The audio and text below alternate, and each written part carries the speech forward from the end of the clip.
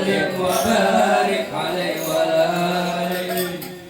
اللهم صل وسلم وبارك عليه وعلى آله. ولقد اتصف صلى الله عليه وسلم من محاسن الأخلاق بما تضيق عن كتابته بطون الأوراق. كان حبيبنا محمد صلى الله عليه وسلم أحسن الناس خلقا وخلقا، وأولهم إلى مكارم الأخلاق سبقا، وأوساهم بالمؤمنين حلما ورقا. برا رؤوفا لا يقول ولا يفعل إلا معروفا. له الخلق السهل والأجر المحتوي على المهد الجزل. إذا دعاه المسكين أجابه إجابة مؤجلة. وهو له الشريك الرحيم باليتيم والأرملة، وله مع سهولة أخلاقه الهيبة القوية التي ترتعد منها فرائس الأقوياء من البرية. ومن مشرقه به تعترت الطرق والمنازل، وبأرض ذكره تغيبت المجالس والمحافل. فهو صلى الله عليه وسلم جامع صفات الكمالية، والمنفرد في خلقه وخلقه بأشرف الخصوصية. فما من خلق في البرية محمود إلا وهو متلقى عن زين الوجود. أجمعت في وصف الحبيب وشانه، وله الأولى في مجده ومكانه. أوصاف إذ قد على مجدها أخذت على نجم اسمها بعناني. وقد انبسط القلم في تدوين ما أفاده العلم من وقع مولد النبي الكريم، وحكاية ما أكرم الله به هذا العبد المقرب من التكريم والتعظيم والخلق العظيم. فحسن مني أن أمسك عندة القلم في هذا المقام، وأقرأ السلام على سيد الأنام. السلام عليك يا نبي ورحمة الله وبركاته. السلام عليك يا نبي ورحمة الله وبركاته. السلام عليك يا نبي ورحمة الله وبركاته. وبذلك يصل الختم كما يصل التقريب، فعليه أفضل الصلاة والتسليم. اللهم صل وسلم أشرف الصلاة والتسليم على سيدنا ونبينا محمد الرؤوف الرحيم. اللهم صل وسلم وبارك عليه وعلى آله. الفاتحة.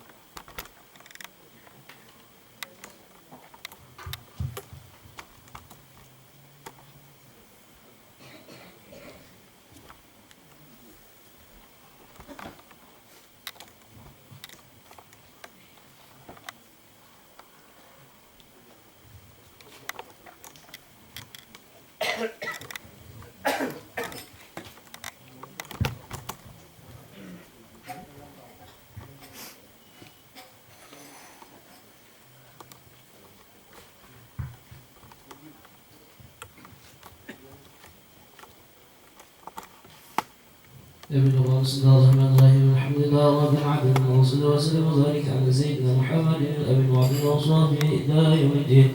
ولما نظم في قلوب الرسول في المحمدية عقولا، ودعوت إلى الله متوسلا بسيدي وحبيبي محمد صلى الله عليه وسلم أن يجعل سيفي مشهورا وفي فيه محمودا، ويكتب عملي في أعمال مقبولة، وتوجهي في التوجهات الخالصة وصلة الموصولة.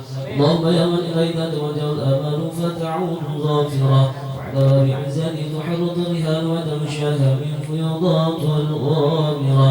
نتوجه إليك بأشرف الوسائل لديك سيد المرسلين عبدك الصادق الأمين سيدنا محمد الذي عمد رسالته العالمين اللهم صل وسلم على تلك الذات الكاملة استودع عبادتك واحفظ من سرك وحولات دعوتك الشاملة الأب الأكبر المحمود لك المحاسة ولا أفخر في كل موطن من موات القرب ومظهر قاسم إمدادك في عبادك مساكن رسل شهد الله وحده ذلك سيد الكونين وأشرف الثقلين عبد المحبوب الخالص الموصول منك بعجل الخصائص اللهم صل وسلم عليه وعلى آله وصحبه وعلى حضرة ترابه من أحبابه اللهم ينقدم إليك جاه هذا النبي الكريم ونتوسل إليك بشرف مقامه العظيم الواحد رب حركاتنا وسكناتنا بعين عنايتك وأن احفظنا في جميع أنطارنا وتنقض نباتنا وجميع رعايتك وحصيد وكايتك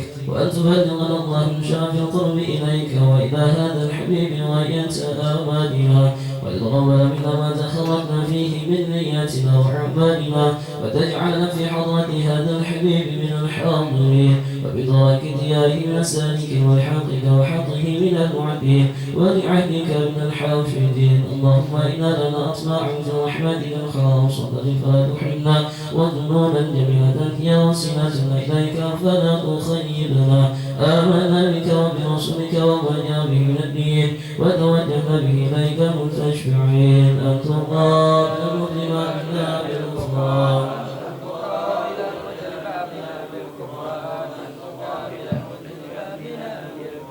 والمسيء باليسر وسائق بما سعود وعافنا بما أكمل وأن تجعلنا بما نصر هذا الحبيب ووجهه ونظم وجاهره عما بركته وشرفه وجهته أولادنا ووالدنا وأهل قطرنا ووالدنا وجميع المسلمين والمسلمات والمؤمنين والمؤمنات في جميع الجهات والغاية من كونهم في جميع الأقطار والشورى ومعالم إسلام وإيمان وأهلها وعموله وعلى الرسول وصل اللهم قوة المطلوبين واقض دين المدين واغفر للمذنبين وتقبل توبة التائبين واجعل رحمتك على عبادك المؤمنين أجمعين وبشر المعتدين والظالمين وانصر أهل الذي حق جميع النوازل والأبطال وأيدهم بتعليم من عندك ونصر على مؤمنين من المنافقين والغفار واجعلنا يا رب في الخمس الموصين من جميع البلايا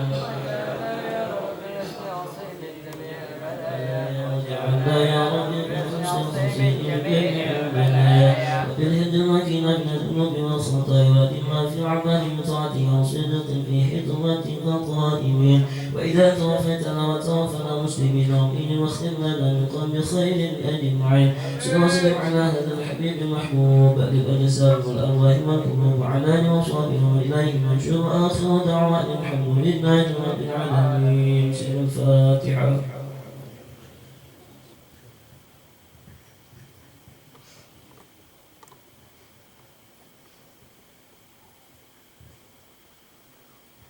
بسم الله الرحمن الرحيم. الحمد لله رب العالمين. اللهم صل وسلم وبارك على سيدنا محمد الأمين وعلى آله وصحبه إلى يوم الدين. قال الله سبحانه وتعالى في كتابه العزيز: أعوذ بالله من الشيطان الرجيم. بسم الله الرحمن الرحيم. ألا إن أولياء الله لا خوف عليهم ولا هم يحزنون الذين آمنوا وكانوا يتقون لهم البشرى في الحياة الدنيا وفي الآخرة لا تبديل لكلمات الله ذلك هو الفوز العظيم. صدق الله العظيم. العالم العلامة العارف بالله الشيخ حجي محمد زيني عبد الغني بن العارف بالله عبد الغني بن حجي عبد المناف بن محمد زمان بن حجي محمد سعد بن حجي عبد الله بن العالم العلامة مفتي حجي محمد خالد بن العالم العلامة خليفة حجي حسن الدين بن مولانا الشيخ Muhammad Arsyad bin Abdullah Banjari, dilahirkan pada malam Arba tanggal 27 Muharram tahun 1361 Hijriah bersamaan dengan 11 Februari 1942 Miladiah atau Masehi, di kampung Tunggul Irang, Seberang, Martapura. Nama selagi kecil adalah Qushairi.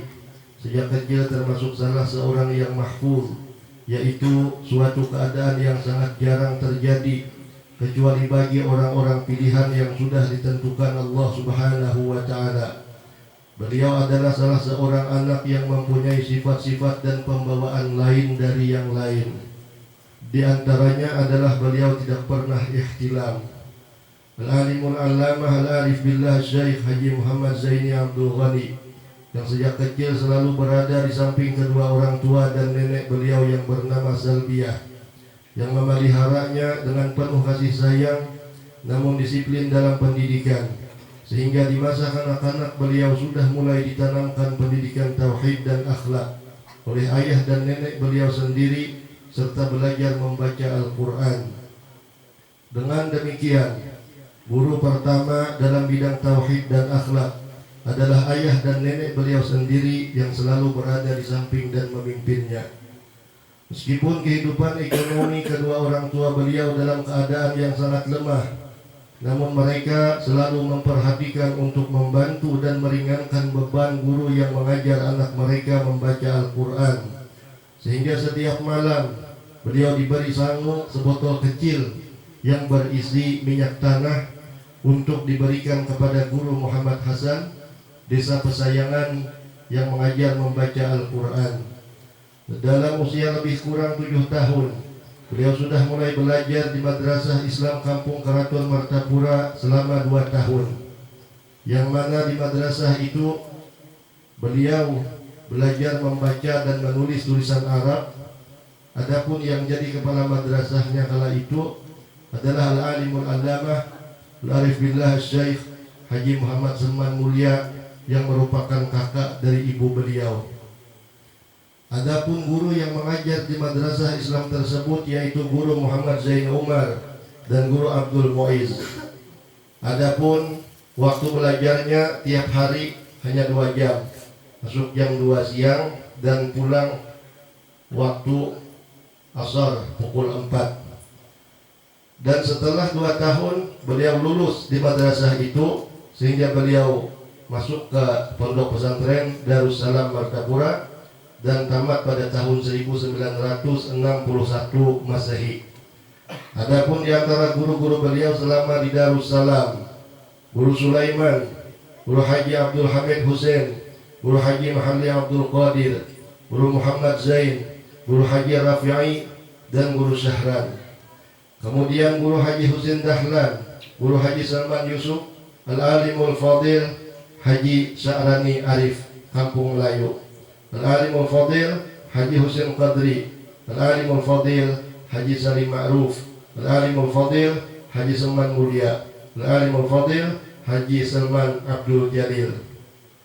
Adapun guru-guru beliau di bidang tajwid yaitu Al-Alimul Fadil Haji Anang Sya'rani Arif, Al-Alimul Fadil Haji Nasrul Tahir, dan Al-Alimul Fadil Tuan Guru Haji Muhammad Aini Kandangan.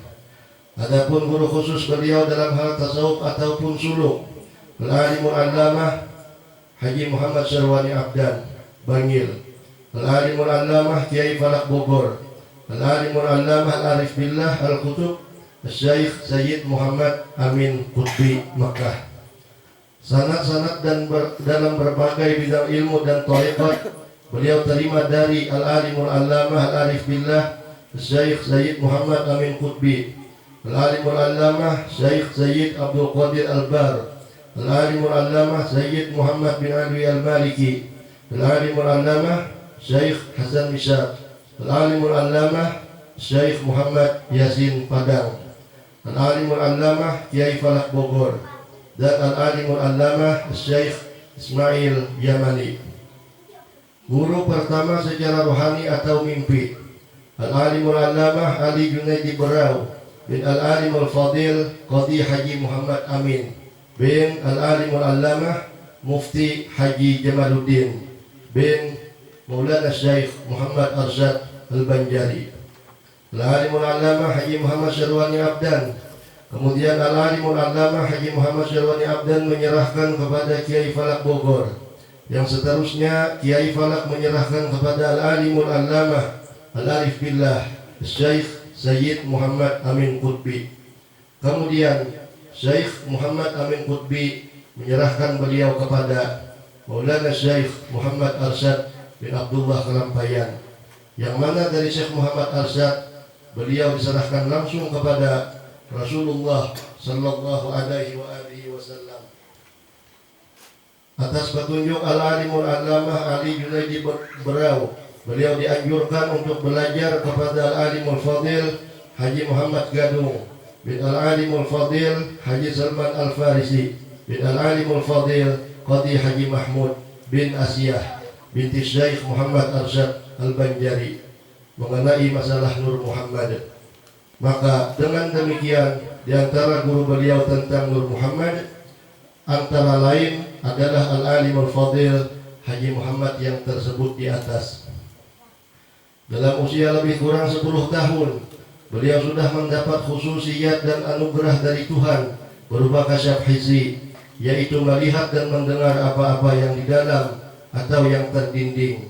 Sewaktu beliau sedang berjalan-jalan di hutan, maka rumput rerumputan memberi salam kepada beliau dan menyebutkan manfaatnya untuk pengobatan dan sebagainya. Begitu pula batu-batuan dan besi. Namun kesemuanya ini tidaklah beliau perhatikan, dan hal-hal yang demikian itu beliau anggap hanya merupakan ujian dan cobaan.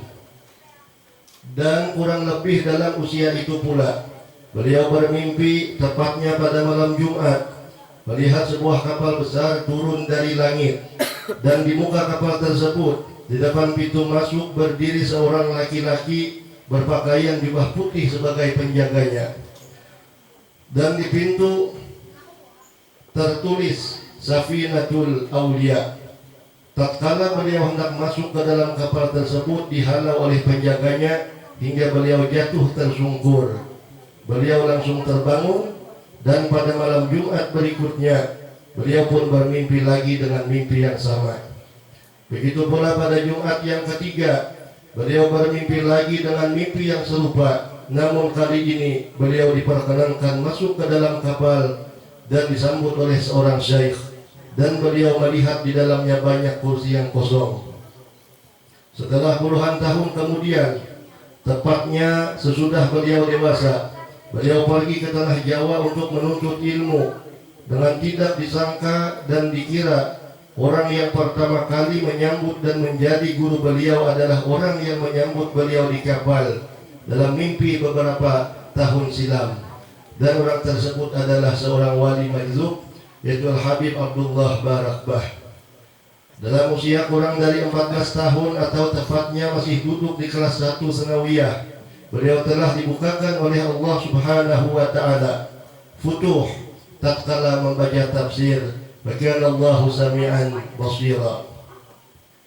Al-Alimul Allamah Al-Arif Billah Syekh Haji Muhammad Zaini Abdul Ghani, yang sejak kecilnya hidup di tengah-tengah keluarga yang soleh, dan dalam didikan kedua orang tua serta bimbingan pamanda Al-Alimul Allamah Al-Arif Billah Syekh Haji Seman Mulia, betul-betul sangat tertanam dan terhunjam dalam lubuk hati beliau, sehingga sifat-sifat mulia, sabar, ridha, ikmanul masaib, yakni menyembunyikan kesusahan, kasih sayang dan tidak pemarah serta pemurah, sudah tertanam dan tumbuh subur di jiwa beliau, sehingga apapun yang terjadi terhadap diri beliau tidak pernah mengeluh dan mengadu kepada orang tua, sekalipun beliau pernah dipukuli oleh orang-orang yang hasud atau orang-orang yang dengki terhadap beliau.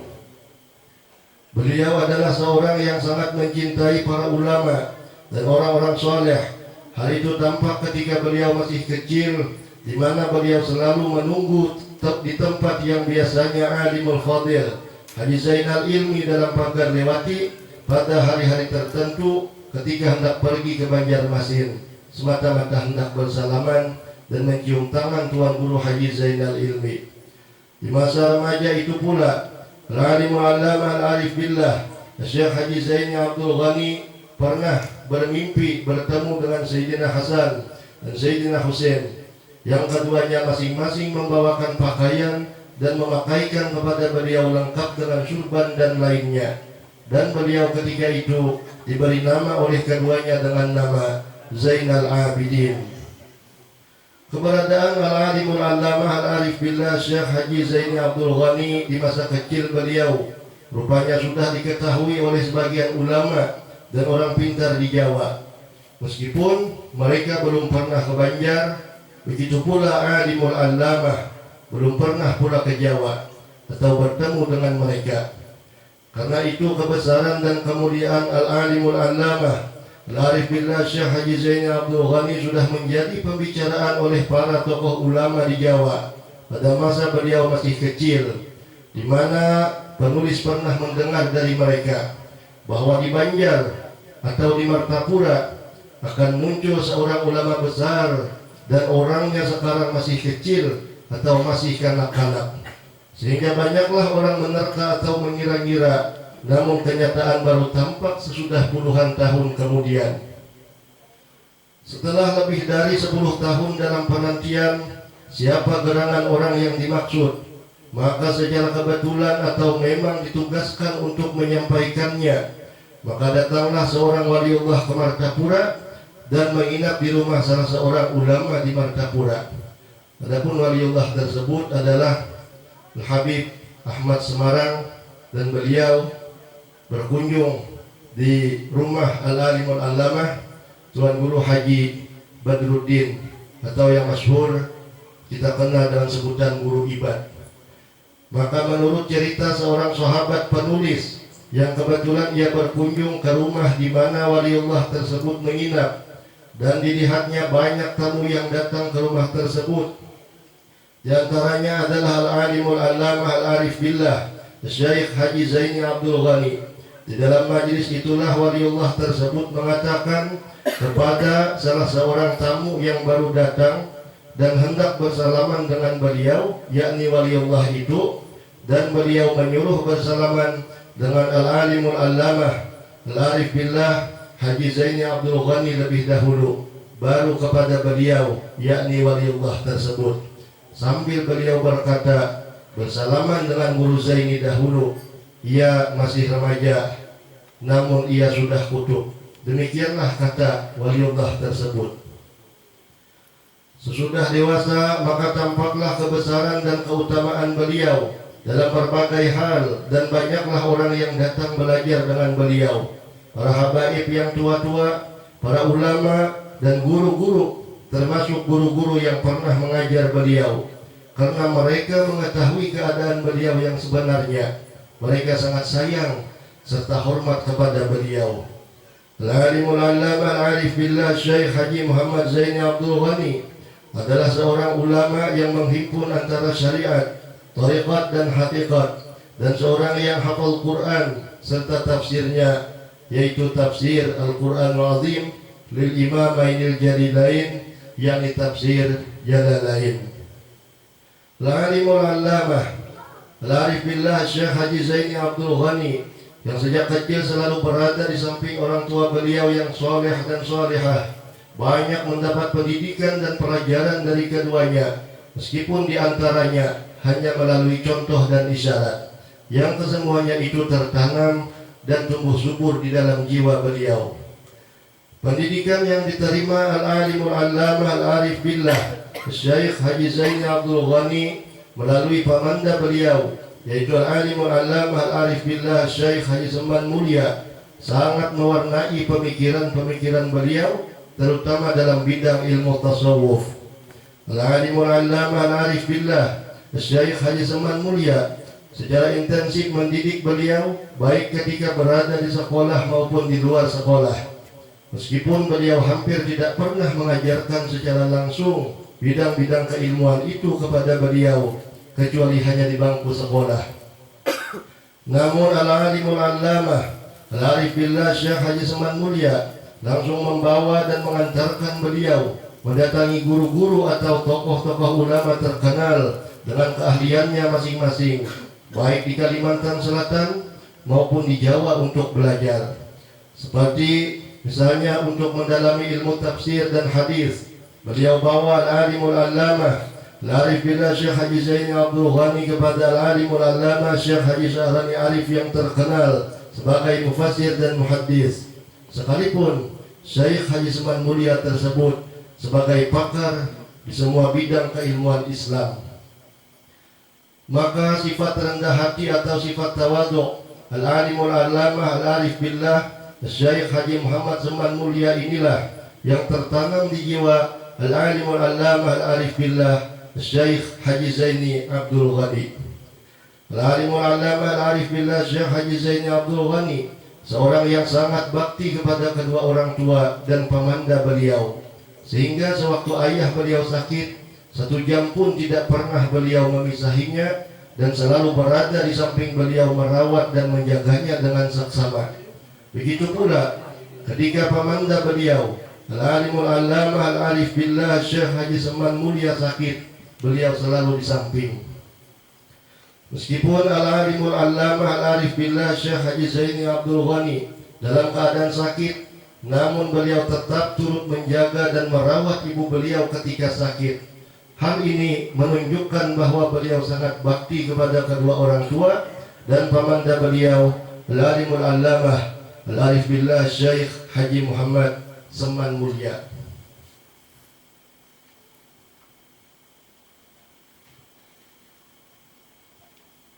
Adapun di antara karamah al-alimul allamah al-arif billah Syekh Haji Zaini Abdul Ghani ketika beliau masih tinggal di keraton, di mana biasanya setelah selesai pengajian atau pembacaan maulid, beliau berbincang-bincang dengan beberapa orang murid yang masih belum pulang sambil bercerita tentang orang-orang tua zaman dahulu yang isinya untuk dapat diambil pelajaran dalam meningkatkan amaliyah.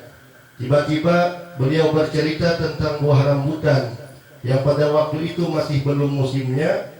Dengan tiada disadari dan diketahui oleh orang yang hadir, beliau mengacungkan tangan ke belakang dan kemudian tampak di tangan beliau sebiji buah rambutan yang masak. Tercenganglah yang hadir semuanya, termasuk penulis sendiri yang melihat hal yang demikian. Kemudian buah rambutan tersebut langsung beliau makan.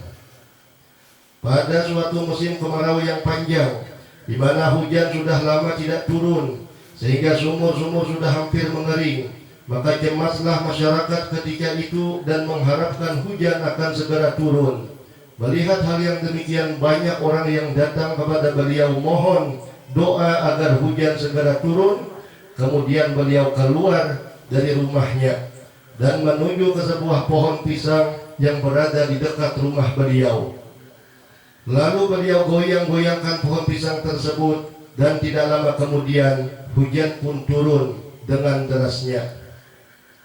Dan di antara karamah beliau pada waktu pelaksanaan haul Syekh Muhammad Arsyad Al-Banjari yang ke-189 di dalam pagar Martapura, kebetulan pada masa itu musim hujan, sehingga membanjiri jalanan yang akan dilalui oleh al-alimul allamah al-arif billah Syekh Haji Zaini Abdul Ghani dan rombongan menuju ke tempat pelaksanaan haul tersebut. Hal ini sempat mencemaskan panitia pelaksana haul dan langsung melaporkan kepada beliau dan mohon doa semoga air segera surut. Namun apa yang terjadi? Meskipun sehari sebelum pelaksanaan haul, jalanan tersebut masih digenangi air sampai pada malam harinya. Maka dengan tidak dikira dan disangka, keesokan harinya, tepat pada hari pelaksanaan haul tersebut, sejak pagi harinya, jalanan yang tadinya digenangi air menjadi kering semuanya, sehingga dengan mudahlah beliau dan rombongan melewati jalanan tersebut. Dan setelah selesai acara, maka keesokan harinya, jalanan tersebut kembali digenangi air sampai beberapa hari lamanya.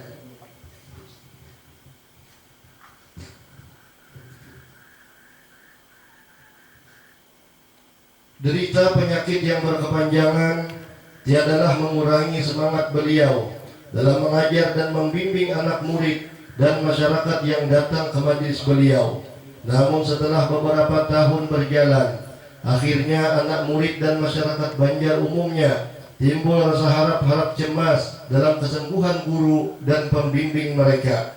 Namun setelah berselang beberapa waktu, suasana pun menjadi berubah karena beliau harus dibawa ke Singapura untuk kesekian kalinya guna berobat untuk kesembuhan beliau. Maka derayan air mata yang ditahan kelihatan di wajah-wajah anak murid dan masyarakat Banjar. Rasa duka yang mendalam karena khawatir akan ditinggalkan guru mereka.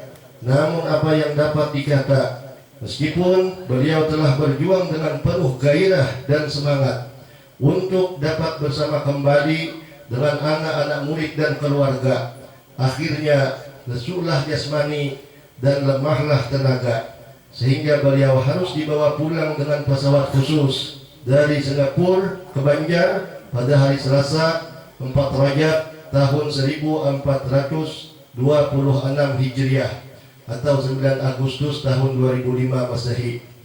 Dengan sisa-sisa tenaga yang ada, beliau tiba di rumah sekitar pukul 8.30 malam Arba 5 Rajab tahun 1426 Hijriah, disambut oleh keluarga, kerabat, dan anak murid dengan penuh ketegangan dan duka. Setelah keluarga, kerabat, dan anak murid datang menjenguk, akhirnya pukul 5:10 subuh hari Arba 5 Rajab 1426 Hijriah, beliau pergi meninggalkan kita, memenuhi panggilan menghadap Khalik Tuhan Rabbul Izzah untuk selama-lamanya. Inna lillahi wa inna ilaihi raji'un. Betapa duka hati kita yang ditinggalkan. Ingin rasanya hati tinggal bersama lagi. Namun apa daya, hanyalah derayan air mata yang tak tertahan tampak di wajah-wajah keluarga, kerabat, dan anak murid serta pecintanya. Karena kehilangan guru, abah, dan pembimbing mereka, beliau telah banyak berbuat untuk kita. Beliau pusakai kita berupa ilmu, amal, serta kaifiatnya, dan kitab-kitab yang ditulis beliau. Beliau berikan kenangan indah serta nasihat yang berharga kepada kita. Tersebarlah berita duka ke segenap penjuru daerah, sehingga sejak dini hari pada hari Arba telah banyak berdatangan kaum muslimin dan muslimat. Sampai pada saat hendak pemakaman pada waktu asar, masih banyak yang datang dari luar daerah, seperti dari Jawa, Kalimantan Timur, Kalimantan Tengah, dan daerah-daerah lainnya. Tak kurang dari ratusan ribu pelayat yang datang menyampaikan takziah, terdiri dari masyarakat awam, ulama, habaib, dan pejabat tinggi baik dari pusat maupun daerah, yang datang melaksanakan fardu kifayah dan membagi duka atas kepergian seorang ulama yang dicinta. Diantaranya tampak mantan Wakil Presiden Hamzah Has dan rombongan. Al-Alimul Allamah Al-Arif Billah Syekh Haji Zaini Abdul Ghani dimakamkan tepat waktu adzan asar yang terletak di antara makam Al-Alimul Allamah Al-Arif Billah Syekh Haji Salman Mulia dan makam Al-Alimul Fadil Haji Salman Abdul Jalil di Komplek Ar-Raudah Sekumpul Martapura. Dalam suasana khidmat dan duka, jasad beliau diturunkan perlahan seiring dengan adzan asar dimulai di Musalla Ar-Raudah, yang kemudian diteruskan dengan pembacaan surah Yasin dan surah Al-Mulk oleh para pengantar di Komplek Ar-Raudah dan di rumah-rumah sekitarnya. Gemuruh suara pembacaan Quran bersamaan dengan awan pun mendung, sehingga meneteskan rintik-rintik hujan di sebagian kota Martapura, seakan-akan turut berduka dan menangis atas kepergian seorang waliullah subhanahu wa ta'ala. Linangan air mata selalu membasahi pipi-pipi para pelayat. Semoga ia menjadi bagian dari rintik-rintik hujan yang membawa rahmat dan maghfirah. Semoga Allah selalu melimpahkan rahmat dan maghfirahnya kepada beliau dan memberikan kedudukan yang tinggi di sisinya. Amin ya rabbal alamin.